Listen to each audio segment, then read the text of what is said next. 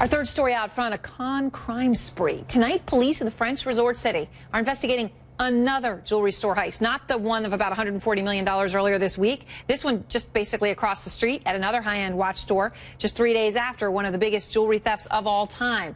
Tom Foreman is out front. Tom, this is better than a movie. I mean, I mean, seriously, right? What's happening? This is unbelievable. The resort town of Cannes has just been riddled with high-end robberies this year. The latest was at a fancy watch store where two robbers came in, one with a grenade and the other with a gun, and they made off with about 40 watches. We don't know how much these watches are worth, but we do know the same place was robbed earlier this year, and about 150 watches were taken valued at $1.3 million, so no ordinary watches there.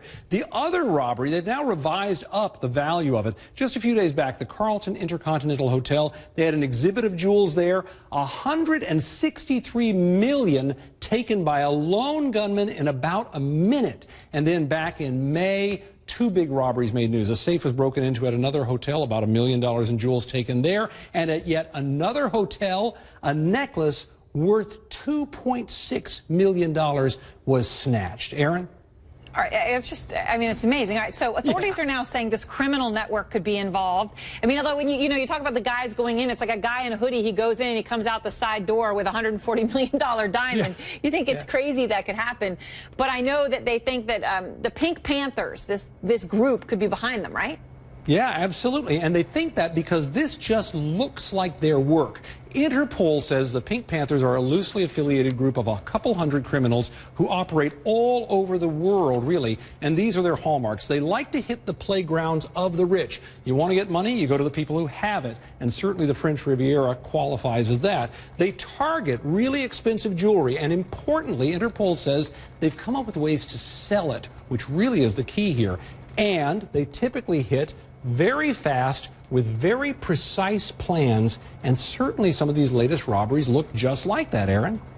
I mean, so that's just a pretty incredible thing. And they have no leads on this right now. I mean, I know there was a very important member of the Pink Panthers who was in a jailbreak just recently, too, who got out of jail. I mean, I'm not saying he was specifically involved, but he could have been. Any leads do they have? Well, this is one of the things they're looking into with this group. I mean, they obviously have leads in all these crimes. They have to figure out which ones are real and which ones are not. But yes, there was this jailbreak in Switzerland just a few days ago, and two armed men there in this very brazen assault broke in, and they busted out two other men, including Milan Popovic, who is a known member of the Pink Panthers. At least two other Pink Panther members have been busted out of jail this year alone. Does that prove they're involved? As you properly noted, Aaron, no, it does not.